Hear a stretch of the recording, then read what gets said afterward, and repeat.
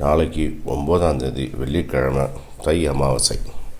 அதுக்கு நம்ம என்ன தளிகை பண்ண போனோம்னா, கொத்தவரங்காயில் கூட்டு, அவரைக்காயில் பருப்பு உசிலி, புடலங்காய் தயிர் பச்சடி, பிரண்டையில் துவையல், பிரண்டை இஞ்சியும் போட்டு துவையல், அப்புறம் பருப்பு திருக்கணும். அமாவாசைக்கு ஜென்ரலாக என்ன பண்ணணும் என்ன பண்ணக்கூடாது நிறைய நம்ம இன்ஃபர்மேஷன் கொடுத்துருக்கோம். வாழைக்காய், பாவக்காய், புடலங்காய், அவரைக்காய், கொத்தவரங்காய், ஸோ இந்த மாதிரி காய்கறிகள் தான் யூஸ் பண்ணணும். பருப்பு துவரம்பருப்பு, துவரம்பருப்பு வேறு எந்த கடலைப்பருப்பு யூஸ் பண்ணுறதில்ல. வெறும் பைத்தம்பருப்பும் உளுத்தம்பருப்பும் தான். இந்த பருப்பு 2 தான் யூஸ் பண்ணுறோம். அதுமாரி மஞ்சப்பொடி கூட கடையில் வாங்கின மஞ்சப்பொடி யூஸ் பண்ணாமல் இப்போ இதெல்லாம் ஆற்றுல பண்ண மஞ்சப்பொடி, அதனால் அந்த மஞ்சப்பொடி லிங்கும் கொடுக்கலாம். இப்போ ஜனவரி மாதம் இந்த பசு மஞ்சள் கிடைக்கும் பார்த்தீங்களா, அதில் மஞ்சள் பண்ணி வச்சுருக்கேன் மஞ்சப்பொடி. ஸோ அந்தமாரி கொஞ்சம் ரெஸ்ட்ரிக்ஷனாக இப்போ சமையல் பண்ணுறத எல்லா ஆப்ஷன் பண்ணி காமிச்சிருக்கோம். ஸோ அதனால் இன்றைக்கி இன்னொரு ஆப்ஷன் ரொம்ப சிம்பிளாகவும் இருக்கும், டேஸ்ட்டாகவும் இருக்கும். ஸோ யாருக்குமே இந்த அமாவாசை தளிகை தோசை தளிகை மாதிரி தெரியாது அவளுக்கு. ஸோ அதுக்காக என்ன பண்ணியிருக்கேன்னா, இந்த அவரைக்காய் வேக வச்சுட்டேன். பருப்பு உசிலி அப்படின்னா யூஸ்வலாக கடலைப்பருப்பு போட்டு பண்ணோம் இல்லையா. இப்போ இன்றைக்கி பருப்பு உசிலி என்ன பண்ணுவேன்னா, பைத்தம்பருப்பை நல்லா வறுத்துட்டு பொடி பண்ணிவிட்டு மிக்சியில் தூவிடுவேன். அதுமாதிரி கொத்தவரங்காய் கூட்டு அப்படின்னா, கொத்தவரங்காய் நல்லா ஒரு ஸ்பூன் எண்ணெய் விட்டு நல்லா வதக்கின்ட்டு புளி ஜாலை விட்டுட்டு இந்த பைத்தம்பருப்பும் போட்டுன்ட்டு பொடி இந்த உளுத்தம்பருப்பு இருக்கு இல்லையா, உளுத்தம்பருப்பு 2 மிளகா ஜீரகத்தை வறுத்து தேங்காயோடு அரைச்சி தலையில் கொட்டுறது. அதுக்கு பொடலங்காய் தயிர் பச்சடி நார்மல், தயிர் பச்சடி பொடலங்காய் உப்பு போட்டு வேக வச்சுட்டு நல்லா மசிச்சுட்டு தயிர் விட்டு ஒரு மிளகா கடுகு தாளித்து கொட்டணும். திருக்கணும் போது ஏதாவது ஸ்வீட் பண்ணுறேன். வெள்ளையப்பம், வெள்ளை வடை, உளுந்து வடை, இதுமாதிரி ஏதாவது ஒரு வடையும் பண்ணுறது. அதேமாதிரி குழம்பு பொரிச்ச குழம்பு, மோர் குழம்புலாம் பண்ணலாம். இதுமாதிரி தொகையில் அரைச்சிட்டேன் இன்றைக்கி. தொகையில் எப்படின்னா, உளுத்தம்பருப்பு, எள், அப்புறம் மிளகா, இஞ்சி, தேங்காய், இதுதான் பிரண்டை கொஞ்சம், கருவேப்பிலை கொஞ்சம். பிரண்டையை தோல் சீச்சு நல்லா அதையும் வறுத்துன்ட்டு, இந்த உளுத்தம்பருப்பு எள்ளையும் வறுத்துன்ட்டு, மிளகாயை வறுத்துன்ட்டு எல்லாத்தையும் மிக்சியில் போட்டு அரைச்சிட்றேன். அது பிரண்டை தொகை. இஞ்சி இஞ்சி இருக்குது, இஞ்சி வச்சு கட் பண்ணி வச்சுருக்கேன். பிரண்டை இது பண்ணும்போது அரிக்கும்ல பண்ணும்போது, அதுதான் நல்லா தோல் இப்படி இருக்கு இல்லையா. இப்போ தோல் எடுத்து காமிக்கிறேன். இப்போ இருக்கு இல்லையா, நல்லா தோலை சீச்சிட்டு ஒரு ஸ்பூன் நல்லெண்ணெய் விட்டு நல்லா வதக்கிட்டு இந்த உளுத்தம்பருப்பு எல்லாத்தையும் வதக்கிட்டு அரைக்கணும். ஓகே, பார்க்கலாமா? பார்க்கலாம். இப்போ என்ன விசேஷன்ட்டு சொல்ல போகிறீங்களே தை அமாவாசையில்? ஓகே, ஃபஸ்ட்டு தொகையிலுக்கு வருத்துன்றேன் நான்.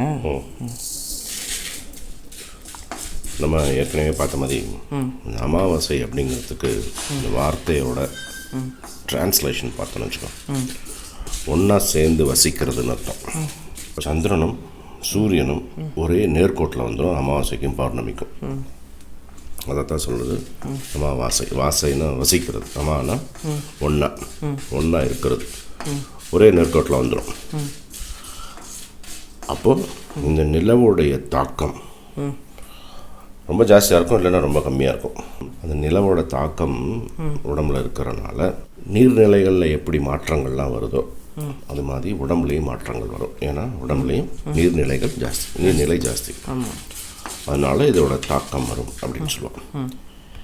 இதே அமாவாசை சூரியன் ஒரு ராசிக்கும் சஞ்சரிக்கிறார் இல்லையா, அது மகர ராசியில் வரும்போது அதை தை அமாவாசை அப்படின்னு நம்ம சொல்லுவோம். இந்த தடவை இந்த தை அமாவாசைங்கிறது வெள்ளிக்கிழமையில் வருது. 2வது இந்த மகா மாதம்னு சொல்லுவோம் இல்லையா, மாசி நமக்கு இன்னும் பறக்கலை, ஆனால் நம்மளுடைய இது சூரிய கேலண்டர் இல்லையா, வடமொழியெலாம் மகா மாதம். இது இந்த மகா மாதம் வர அமாவாசை மௌனி, அதாவது மௌன அமாவாசை அப்படின்னு சொல்லுவாள். மௌன விரதம், அந்த அமாவாசைக்கு மௌன விரதம். எப்படி இந்த காய்கறிகள்லாம் நம்ம நீர்நிலையை, உடம்புல இருக்கிற நீர்நிலையை மட்டுப்படுத்துறதோ இல்லை கட்டுப்படுத்துறதோ, அதே மாதிரி மௌன விரதம் இருக்கு இல்லையா, பேச்சு, சிந்தனை, இதை கட்டுப்படுத்தணும் அப்படிங்கிறது நம்மளுடைய வழக்கம். அதுக்கு விரதம், உடம்புக்கு தேவை விரதம். மாதத்துக்கு 2 நாளாவது நம்ம உண்ணாவிரதம் இருக்கணும். அதுதான் ஃபாஸ்டிங்னு சொல்லுவோம், ஏகாதசி, திருவோணம் அப்படின்னு. அதே மாதிரி வருஷத்துக்கு ஒரு தடவை இந்த மகா மாதத்தில் வர்ற அமாவாசையை மௌன விரதம் அப்படின்னு சொல்லுவாங்க. அன்றைக்கி பேசக்கூடாது, சிந்தனையும் இருக்கக்கூடாது, வேறு ஏதாவது சிந்தனைகள் இருக்கக்கூடாது, பகவானையும் நினச்சிட்டு இருக்கணும். இதுக்கு முதல்ல நம்ம ப்ரிப்பேர் ஆகிட்டோம்னு வச்சுக்கோ, இது பண்ண முடியும். அன்றைக்கி மௌன விரதம் இருக்க போகிறோம் அப்படின்னா சைகையிலையோ எழுதியோ காப்பா வயசானவெல்லாம் இது மௌன விரதம் அப்படின்னு. ஆமாம், ஆக்சுவலாக இந்த திருவோணமும் வருது இந்த வாட்டி. திருவோணம் வருது, இந்த தடவை வர திருவோணம், தை அமாவாசை, மகா மாதத்தில் வர அமாவாசை, வெள்ளிக்கிழமை, இதெல்லாம் சேர்ந்து ரொம்ப ஒரு 500 வருஷத்துக்கு ஒரு தடவை நடக்கிற இந்த அமாவாசை எல்லாம் ஒன்றா சேர்ந்து இந்த தடவை வருது. 9ஆம் தேதி கார்த்தால 8 மணிக்கு ஆரம்பிக்கிறது, 10ஆம் தேதி கார்த்தால 4:30 மணி வரைக்கும் இருக்குது. இந்த பிரபஞ்சம் இருக்கு இல்லையா, இந்த பிரபஞ்சம் வந்து எப்படி முதல்ல இயங்க ஆரம்பிச்சது, நிசப்தத்திலிருந்து தான் வந்தது. அதாவது சப்தமின்மை. அது கொஞ்சம் கற்பனை பார்ப்பார். இந்த பிரபஞ்சமே வந்து சப்தமே இல்லாமல் நிசப்தமாக இருக்கும். இதோட எதிரொலி ஆரம்பித்ததுக்கப்புறம் தான் இந்த படைப்புகள்லாம் ஆரம்பிச்சது. ஸோ எதிரொலி அப்படிங்கிறது மேல்பரப்பு, நிசப்தம் அப்படிங்கிறது மையக்கரு. நம்ம எப்படி பெருமாளை வந்து சரணாகதி பண்ணோம்னா பிறவாமை அப்படிங்கிற ஒரு நிலைக்கு போகலாம் அப்படின்னு நம்ம பெரியவாள்லாம் சொல்லலாம் இல்லையா. இந்த சம்சார சாகரத்திலேருந்து அடுத்த நிலைக்கு போகிறது சரணாகதி. எப்போவுமே வைகுந்தத்தில் இருந்துட்டு பெருமாளையே தரிசிச்சுட்டு பெருமாளுக்கே கைங்கரியம் பண்ணிட்டு இருக்கிற ஒரு நிலை வந்து நம்ம சரணாகதிக்காக சொல்லுவோம். அதே மாதிரி இந்த மௌன விரதமும், இந்த மௌன விரதம் இருக்கிறனால மனசில் இருக்கிற சஞ்சலங்கள், சிந்தனைகள், நம்ம வெளியே பேசுகிற பேச்சு, இதெல்லாம் வந்து நம்ம அந்த நிசப்தம் அங்கே அப்படிங்கிற ஒரு நிலைக்கு நம்மளை போக விடாமல் தடுக்கும். அதனால் வருஷத்துக்கு ஒரு தடவையாவது நம்ம உள்நோக்கி பார்க்கணும். பித்திருக்களை சேவிக்கணும், அவளுக்கு நன்றி சொல்லணும். நல்ல நீர்நிலைகளுக்கு போகிற மாதிரி வாய்ப்பு இருந்ததுன்னு வச்சுக்கோ, கங்கா, காவேரி அந்த மாதிரி இருந்ததுன்னா அங்கே போய் ஸ்நானம் பண்ணலாம். பகவானை வந்து உள்நோக்கி பார்க்கணும். இந்த மௌன விரதம் மனசை வந்து இந்த அண்ட பிரபஞ்சமே அமைதியாக இருக்கிற மாதிரி மனசை நினச்சிண்டு அதை பற்றியே நினச்சிண்டு பகவானை நினச்சிட்டு இருக்கணும். இந்த மௌன விரதத்துக்கு தான் அந்த காலத்தில் சொல்லுவா மனு அப்படிங்கிறது வந்து பெரிய ராஜா அப்படின்னு சொல்லுவாள். அந்த மனுவுக்கு சதரூபா அப்படின்னு ஒரு மனைவி. சதம்னா என்னது? 100. ரூபா அப்படின்னா வடிவு. 100 விதமான அழகிய வடிவங்களை உடையவள் அப்படின்னு அர்த்தம். அந்த மனுவுக்கு சதரூபாவுக்கும் கல்யாணம் ஆச்சு. அவா 2 பேருக்கும் பிறந்தவா தான் மனுஷ். யார் அதெல்லாம்? நம்ம மனுஷ் அப்படின்னா மனித குலம். நமக்கெல்லாம் வந்து தாத்தா, கொள்ளு தாத்தா, எள்ளு தாத்தான்னு இருக்கா இல்லையா, அப்படி போயிட்டே இருந்தேன்னு வச்சுக்கோ, ஏதாவது ஒரு புள்ளியில் நிற்கணுமா இல்லையா, அந்த புள்ளி தான் அந்த பெரிய ராஜா மனுன்னு சொல்கிறது. மனசு. இந்த மனசை வந்து படைக்கும்போது 1000 வடிவங்கள், அழகான வடிவங்களை கொடுத்து படைச்சிட்டான் பகவான். மனுவுக்கும் சத்தரூபாங்கிறது நம்ம வந்து அப்படி டைரெக்டாக ஹஸ்பண்ட் ஒய்ஃப்னு எடுத்துக்கணும் அவசியம் கிடையாது. இந்த மனசை வந்து 1000 அழகிய வடிவங்களை கொடுத்து படைச்சிட்டான் அந்த பகவான். அந்த அழகான வடிவங்களை அட்லீஸ்ட் அந்த அழகான வடிவத்தோடு மெயின்டைன் பண்ணிக்கிறதாவது பெட்டர். அதை வந்து கெடுத்துன்றப்படாது. கரெக்ட். தொகையலுக்கு வறுத்து வச்சுட்டேன். இந்த பிரண்டை தோல்லாம் சீச்சிட்டு புளியூன்ட்டு இருந்தது, அது இஞ்சி மிளகா எல்லாம் வறுத்துட்டேன். இல்லை கொஞ்சோண்டு புளி உப்பு போட்டு அரைச்சா தொகையலாச்சு. இது வந்து இந்த அவரைக்காய் பருப்புசிலி சொன்னேன் இல்லையா, பருப்புசிலிக்கு வந்து இந்த பைத்தம்பருப்பு இந்த மிளகாய் நல்லா சவுக்க வறுத்துன்ட்டு நல்லா நைஸாக பொடி பண்ணிக்கணும். ஸோ மிக்சியில் அடி பண்ணுறதுலாம் ஃபஸ்ட்டு வறுத்துக்கிறேன். நம்மளுடைய நோக்கம் வந்து அந்த அழகான மனசை வச்சு நம்ம அதை கட்டுப்படுத்தி வடிவங்களே இல்லாமல், நிறமே இல்லாமல் அந்த மனசை வந்து நிசப்தமாக வச்சுக்கணும். வச்சுட்டோம்னா அந்த பிரபஞ்சத்தோடு நம்ம ஒரு பகுதியாக நம்ம பார்த்துக்க முடியும். அந்த பிரபஞ்சத்தோட ஒரு பகுதியாக இருக்கிறனால தான் அந்த காலத்தில் ரிஷிகள்லாம் அவள் இருக்கிற இடத்துல இருந்து பஞ்சாங்கத்திலேருந்து விண்வெளி வரைக்கும் எல்லாமே அவனால் கொடுக்க முடிஞ்சது.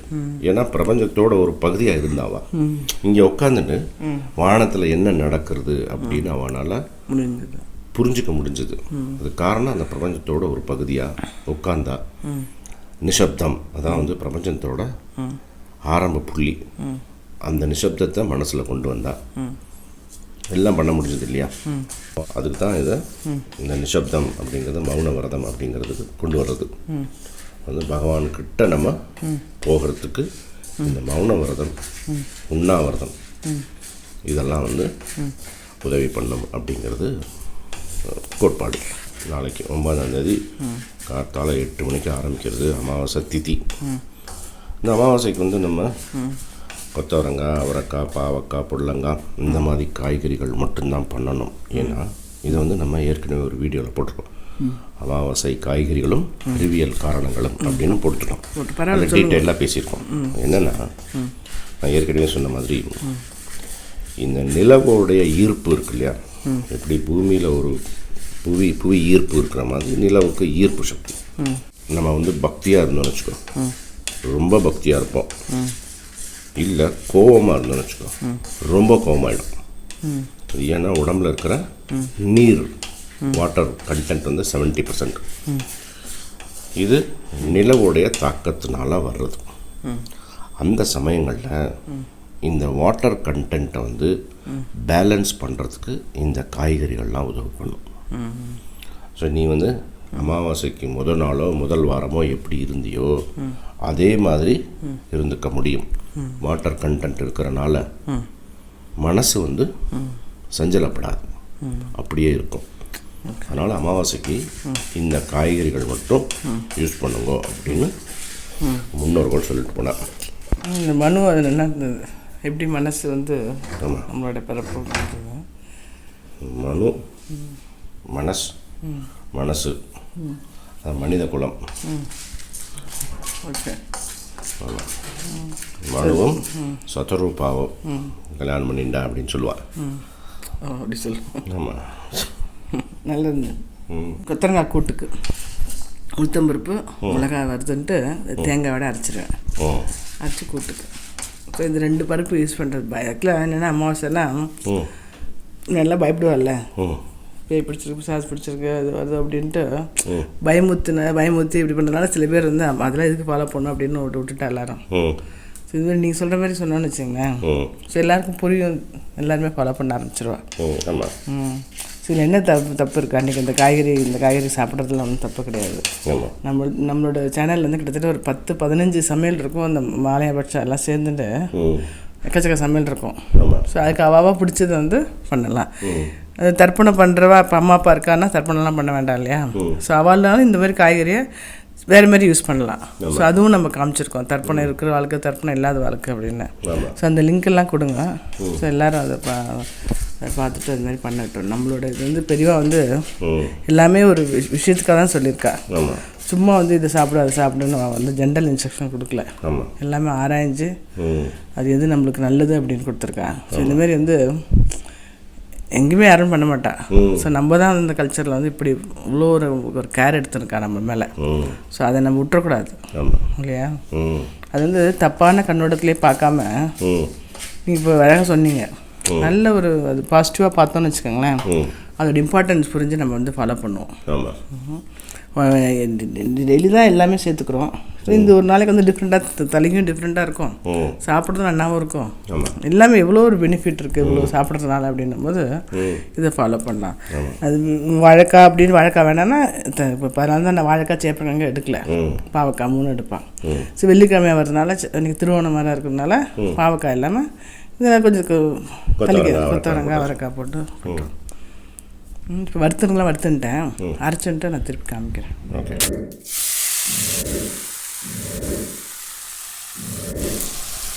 ஒரு ஸ்பூன் எண்ணெய் விட்டுண்டு கடுகு போட்டுருந்தேன். இந்த அவரைக்காய் இருக்கு இல்லையா, அப்படியே கூட வதக்கிடலாம். ஆனால் நான் வந்து ஒரே ஒரு இது கொஞ்சம் லேசாக வேக வச்சுட்டேன். அப்புறம் வந்து இந்த பைத்தம்பருப்பை மிளகாயை வந்து நல்லா வறுத்துன்ட்டேன். இது போட்டுட்டு பண்ண வேண்டியதுதான். இதான் இந்த அமாவாசை பர்பஸ்லி. ஆமாம், இது வந்து புது ஆப்ஷன். ஆமாம், புது ஆப்ஷன். இதை இப்போ பர்பஸ்லி தான் சாப்பிட்ணும் அப்படின்னு குழந்தைகள் கேட்டாங்கன்னா இந்தமாரி பண்ண அவளுக்கான தெரியாது அரைச்சிட்டு இது வந்து ஈஸியாகவும் டக்குன்னு பண்ணிடலாம். நம்ம இது வந்து போட்டிருக்கோம் பர்பஸ்லி பொடி அப்படின்னு போட்டிருக்கோம். இந்த பொடி வந்து ஜென்ரலாக பண்ணி வச்சுட்டோம்னா டெய்லியே வந்து இது பண்ணிடலாம். பொரிச்ச குழம்புக்கும் நல்லாயிருக்கும், மோர் குழம்புக்கும் நல்லாயிருக்கும். இப்போ தொகையில் அரைச்சிடுறேன். தொகையிலுக்கு வந்து உளுத்தம்பருப்பு 1 டீஸ்பூன், 1/2 டீஸ்பூன் எள்ளு, 2 மிளகா, துளி இஞ்சி, துளி பிரண்டை, கருவேப்பிலை, புளி, உப்பு போட்டு இப்போ தொகையில் அரைச்சிடுறேன். தொகையில் அரைச்சிட்டேன். இந்த அப்படியே சாதம் போட்டு நெய் விட்டுட்டு அப்படியே போட்டு தொட்டுன்னு பார்த்தா நல்லாயிருக்கும். ஊஞ்சத்துக்கும் நல்லாயிருக்கும். பருப்பு ரெடி ரெடி. இப்போ வந்து இந்த கொத்தரங்காய் கூட்டு என்ன பண்ணியிருக்கேன்னா லேசாக வதக்கின்ட்டு துளி உப்பு மஞ்சப்பொடி போட்டு வேக வச்சுருக்கேன். இப்போ இதில் வந்து புளி ஜலங்க கெட்டியாக விட்டுட்டு இந்த உளுத்தம்பருப்பு மிளகா அரைச்செண்ணெய் கொஞ்சம் தேங்காய் வட்டை அரைச்செண்ணெய் இல்லையா அதையும் போட்டு பைத்தம்பருப்பு போடுவேன். கூட்டாயிடுச்சு கெட்டியாயிடும். கொத்தரங்காய் லேசாக வதக்கி வேக வச்சுட்டு கொஞ்சோண்டு புளி ஜலம் விட்டுன்ட்டு பைத்தம்பருப்பும் போட்டேன். அப்புறம் வந்து உளுத்தம்பருப்பு மிளகா தேங்காய் அரைச்சி விட்ருக்கேன். கொஞ்சம் ஜீரகம். கூட்டு ரெடி. நெக்ஸ்ட் வந்து என்ன அப்புறம் இந்த தயிர் பச்சடிகள் ஆல்ரெடி இந்த பொடலங்காய் இருக்கு இல்லையா அதை நல்லா பொடியாக நறுக்கின்ட்டு லேசாக வேக விட்டு வச்சுருக்கேன். அது வேக விட்டு வச்சுருக்கேன். இப்போ இதில் கடுகு மிளகா தாளிச்சிட்டு உப்பு போட்டு தயிர் விட வேண்டியதான். பொடலங்காய் வேக வச்சுட்டு கடுகு ஒரே ஒரு மிளகா போட்டு தயிர் விட்டேன். அப்படியே கலக்க வேண்டியது. சாப்பிடும்போது கலக்கின்னு சாப்பிடலாம். இங்கே அடுப்பில் வந்து பைத்தம்பருப்பு இருந்தது இல்லையா வெல்லம் போட்டு கொதிக்க வச்சுட்டு முந்திரி பருப்பு கொஞ்சம் ஏலக்காய் தாளிச்சு விட்டு திருக்கணும் ஆயிடுத்து. இந்த வடை வந்து ஒரு உளுத்தம்பருப்பு ஊற வச்சுருக்கேன். இது வந்து நல்லா ஒரு மிளகு போட்டு நல்லா அரைச்சிட்டு வடை தட்டினா அந்த ஆயிடுச்சு. தளிகை ஆயிடுச்சு. தளிகை சீக்கிரம் பண்ணிட்டோம். வடை வந்து சாப்பிடும்போது பண்ணால் சூடாக இருக்கும். அப்புறம் பண்ணுறேன். அது ஒன்றும் இல்லை. உளுத்தம்பருப்பு ஊற வச்சுருக்கேன். உப்பு மிளகு போட்டு நல்லா அரைச்சிட்டு தட்ட வேண்டியதான். ஸோ இன்றைக்கி வந்து கொத்தவரங்காய் கூட்டு, அவரக்காய் பருப்பு, புடலங்காய் போட்டு தயிர் பச்சடி, பிரண்டையும் இஞ்சியும் போட்டு துவையல், பருப்பு திருக்கணும். ஆமாம், சிம்பிளாக வந்து பண்ணலாம் அப்படின்னு. இது வந்து வேலைக்கு போகிறவாலும் சரி டக்குன்னு காத்தால பண்ணிவிட்டு இதே டிஃபன் பாக்ஸ்க்கு எடுத்துன்னு போகலாம். நல்லாவும் இருக்கும். ஃபுல் சமையல் வந்து நீ வந்து இப்போ ஒரு 1/2 hour பண்ணியிருப்பேன். ஆமாம், 1/2 hour to 45 minutes இருக்கும். ஸோ இது வந்து நம்ம எப்படி பழகிட்டோம்னா நம்மளுக்கு வந்து அது பெரிய அமாவாசை பெரிய ஒரு அது அன்றைக்கி எக்ஸ்ட்ரா அப்படின்னு நினச்சா அந்த ஃபீலிங் வராது. நார்மல் தலிகை மாரி அதை விட்டு ஆகிடும். உடம்புக்கும் மனசுக்கும் நல்லது. நல்லா சொன்னீங்க நீங்களும். நல்லா சொன்னேன். ஆமாம், மனசு இவ்வளோ இது இம்பார்ட்டன்ட்னு. ஸோ அட்லீஸ்ட் மௌனவரதம் இருக்க முடியாட்டா கூட கொஞ்சம் யோசித்து பேசலாம். டக்குன்னு பேசிட்டு என்ன மாரி ஆளுங்கள்லாம் பேசிகிட்டே இருப்பேன் நான். ஸோ அந்த மாதிரிலாம் இல்லாமல் கொஞ்சம் வச்சு பேசலாம். என்ன மாதிரி ஆளுங்கண்ணா? ஆல்ரெடி ரொம்ப லிமிட்டட் ஸ்பீச் தான். அப்படியா? அதை நீங்கள் மௌனவரதம் இருக்க முடியும் உங்களால். அதாவது உடலுக்கு வந்து நம்ம தூய்மைப்படுத்துறதுக்கு ஃபாஸ்டிங், மனசை தூய்மைப்படுத்துறதுக்கு மௌனவரதம். இதுதான் வந்து ஃபார்முலா. சூப்பர். நன்றா. தேங்க்ஸ். தேங்க்யூ.